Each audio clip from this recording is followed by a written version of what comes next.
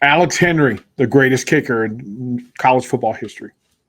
You are Locked On Huskers, your daily podcast on the Nebraska Cornhuskers, part of the Locked On Podcast Network, your team every day.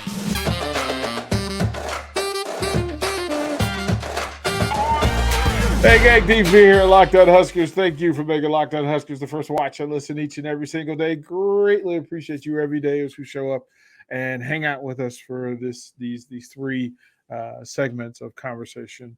Your Huskers every day. That's how we get it. Mark, I want to let them know about FanDuel.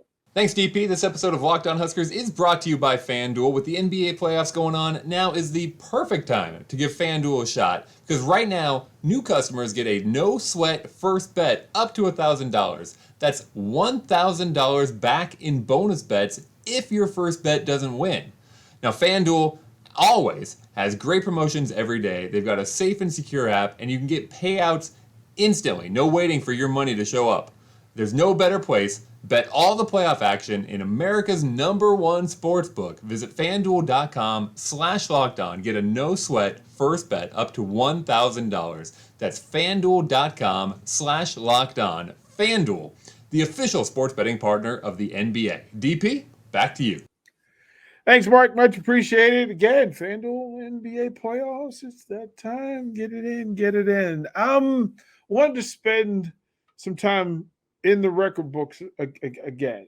And as we kind of spend the offseason reforming, rebranding, rethinking how we think about Nebraska football, that if there's nothing going on currently, you go back to the history to kind of reset the standard. And one of those standards that needs to be set, there are great players who have been in this program. And in having those discussions, we want to be able to say, from a factual standpoint, this is who we're talking about and who we're dealing with.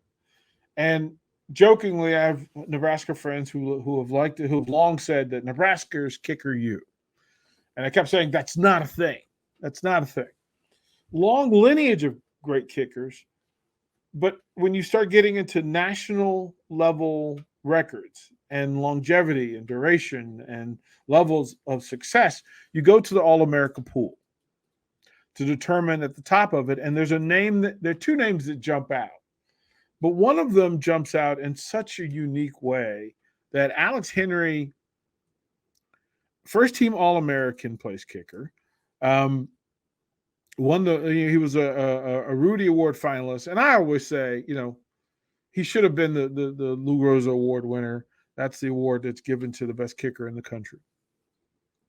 A team captain for the Huskers. This is a big deal in a program that's elite in its leadership and how it chooses. But there's a thing that Alex Henry did over the course of his career that stands out as unique and stands the test of time for all kickers.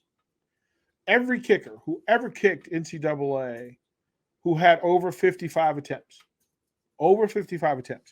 Alex Henry is the greatest, most accurate field goal kicker in NCAA history of over 55 attempts. I think he's second if you drop that number down to 45 attempts, but why would you? The highest level is where we're speaking, and that's where we want to stay. A kid from Omaha who never had a year that was just off. Not in Nebraska. 87% of his kicks, 89.5% accuracy, 68 of 76 over the course of his career, 97% on his point after attempts. And if you go season by season in the breakdown, it starts to confirm that he was pretty exceptional. Start as a redshirt freshman. He was perfect. His entire redshirt freshman year, made all 8 field goals and all 45 extra points. The extra point percentage was the 9th in school history, and the first player at Nebraska with at least 5 field goal attempts in a season without a miss. All freshmen, all Big 12 freshmen. So he set the standard pretty high. Now, how do you follow that up? Well, he was second team all Big 12 as a sophomore, made 18 of 21 field goals, including 3 games where he was 4 for 4. Okay, live your life, Alex Henry. He also made 56 of 57 extra points. His 110 total points were the most by a Nebraska player in 7 years. He ranked 5th in the Big 12 in scoring, 8.5 points a game, second amongst kickers, 86% field goal accuracy, tops in the league, and in the top 12 nationally. So he also ranked in the top 25 nationally in scoring and field goals per game. Then you have to, excellence requires longevity and consistency. He connected on 24 of 28 as a junior in 2009, including 6 multiple field goal games, including 5 at Virginia Tech, 4 against Texas, and 4 against Arizona. Perfect on 38 extra point attempts. The second perfect PAT season of his career. He also, by the way, he didn't have enough going on putting points on the board. He also punted and averaged 41 yards a kick to rank 5th in the Big 12. Again, incredible numbers. I want to say that to have that sort of weapon in your program allows you to focus on other things. And teams that are having that sort of offensive success put additional pressure on defensive coordinators by having a kicker who changes play calling, who changes point differential in a game, who gets you some net result, and who provides that other roster position because you have a place kicker who can also punt as well. And if you're doing them both at a high level, it really makes the team better. And all of that is true. All of that shows. Several game-winning field goals, including one where he had a big day against Oklahoma, another big day against Kansas. Great stuff. 2 punts inside the 5 against Kansas State. Not a bad season. But the career doesn't end there. And as a senior, he averaged 42.7 yards a punt and went 7 for 7 on points after. Look, recent history at Nebraska tells you that when you're not rock solid at the place kicking position, it makes coaches and fans uneasy. It makes quarterbacks uneasy because they try to force plays at the ends of drive instead of knowing that, hey, look, if I don't do anything dumb, we're going to get points. We're going to get points. And that changes the play calling for offensive coordinators. Look, some of the best offensive years I've ever been around, teams I've ever been around offensively, it's when I had a kicker and that I could take a risk on 3rd and 6 from the 35, where I could take a shot to the end zone when most teams would barrel up and just try to get the first down. I also kept defenses off balance by being able to just go for the first down because they were thinking, well, he's got a field goal kicker. He's not going to take too much of a chance. All of that stuff plays in, and that's the value of having an Alex Henry on your roster. I think it's fantastic. There's also another kicker who, as we have the discussion about greatness, Dale Klein also ranks as far as national records that still stand. Perfect 7 of 7 days, not from on points after touchdown, but on field goals. Perfect days. 5 in the first half. 5 for 5 in the first half, 7 for 7. Those records still stand as collegiate records for success. 5 of 5 in the same half, 7 for 7 in the same game. Dale Klein, we applaud you. Maybe Nebraska, if there is a thing as kicker U, Nebraska may belong in the conversation. I'm not saying they're kicker U. I'm just saying if it exists, if it's really a thing, they could be in the conversation. We'll throw it to break there. When we come back, I want to talk about a record that cannot be broken, that Nebraska holds. And it's a very elite situation. When we talk about it, we'll go back to 1995 and talk about a record that cannot be broken.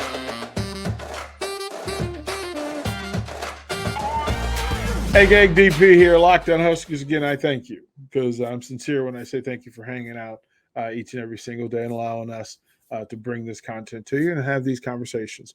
Thank you for subscribing. If you have not subscribed, drop down, click the button. Greatly appreciate it as well. And if you had and you're already an everydayer, thank you very much for what you do.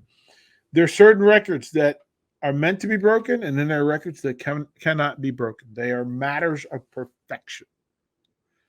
Matters of perfection. So spin through the Rolodex in your mind and what can be done at the highest level of perfection as a team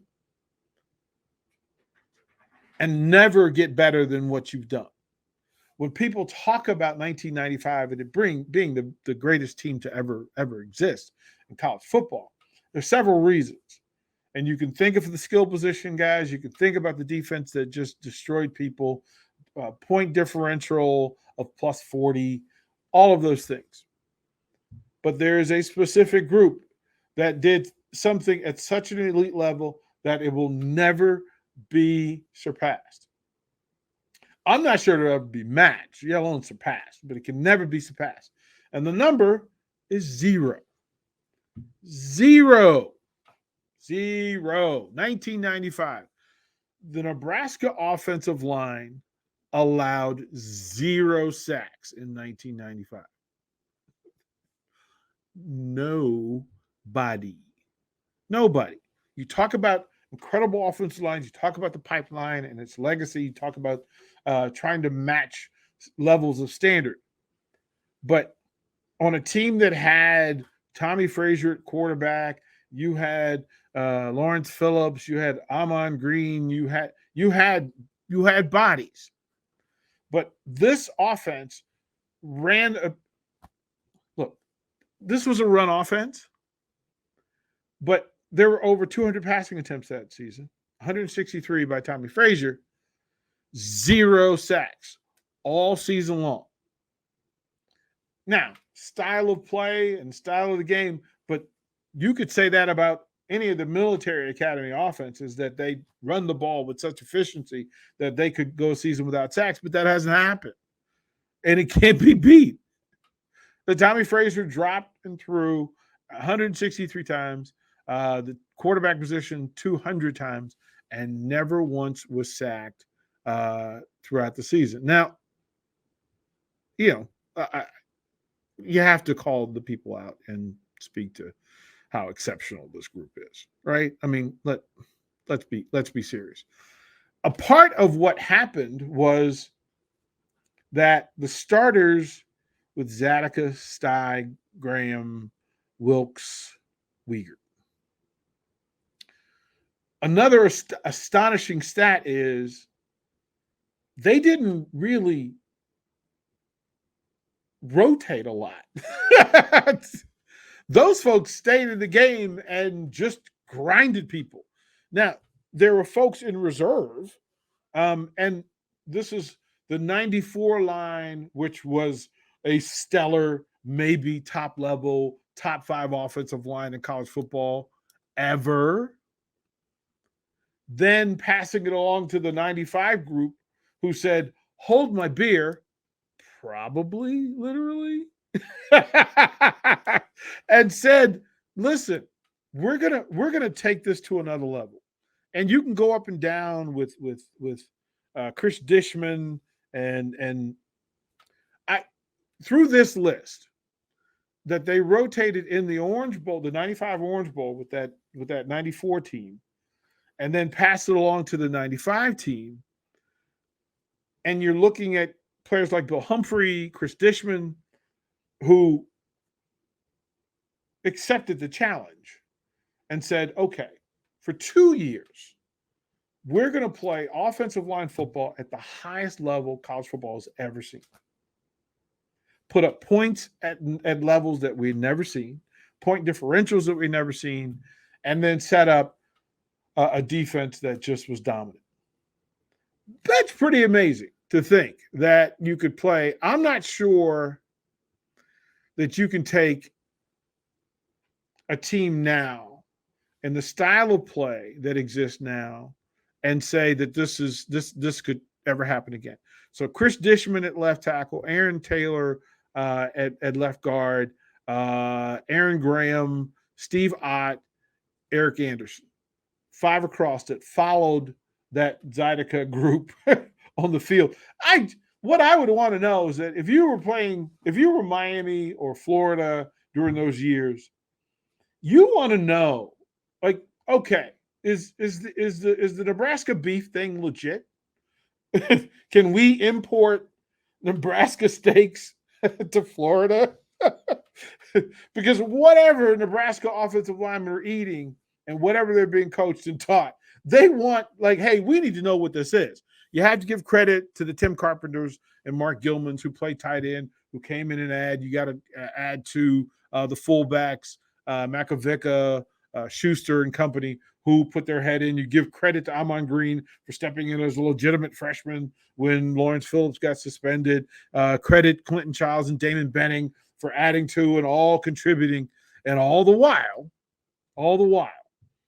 the big fats up front kept Tommy Frazier and Brooke Behringer clean. It was exceptional. What a run that is. Like, that's just, look, I don't think I've ever been a part of a team or around a team or witnessed a team that was so proficient in protecting the passer and being able to grind people out for a freshman 1,000-yard rusher on top of maybe the most talented running back in Nebraska history. So good that the Beddings and Childs are coming off the bench and giving you the moments. But my goodness, 4 deep no matter who you put out there. What an incredible run that was for Nebraska football. And again, for the offensive line, no sacks. Job well done. Job well done. We aren't done. We do have one other stat that is so fantastic and so unique that I had to bring it up in the course of this episode. Don't go anywhere. Come back to Locked On Huskers. We'll talk about a name that we haven't talked about much on Locked On Huskers. The last name is Armstrong. We'll be right back.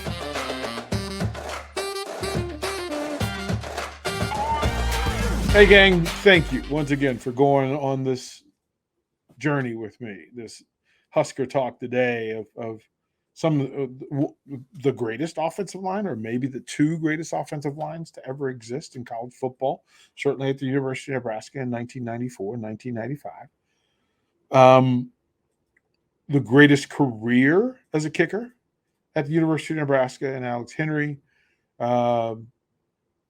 Maybe the greatest game in Dale Klein and put up the numbers he put in. But when it comes to unique stats, and they're over the course of the next several episodes, we'll go deeper into the record books. But this one was interesting. Gerald Armstrong played tight end for the Huskers in 1992. And here's the thing that he did. He caught a touchdown pass in the first game, and that was the only pass he caught. He then went to game 2, caught a touchdown, which was also the only pass he caught. You'd think by week 3 they'd start to catch on, but no. He caught 1 pass for 1 touchdown. Armstrong did this for 6 consecutive games. Never been done in NCAA history before. He caught 1 pass in each game for 6 consecutive games for 6 touchdowns. Oh, yeah. Oh, yeah. Live your best life. That's spectacular. Utterly spectacular. So just I it's like, oh, here he comes again. Here he comes again. And maybe film study wasn't the same as it was in 1992. But at some point, somebody had to figure out, hey, man, here comes Armstrong again. We might want to do something about that. 6 catches, 6 touchdowns, 6 games. What a remarkable, what a remarkable stretch. Man, NCAA records. There are tons of records for us to go through over the course of the next few episodes. We will be going to mainly weekdays in June. So just plan that to spend your weekday mornings, Monday through Friday, with me here on Locked On Huskers. Thank you. If you've subscribed, if you haven't, please go and do so now.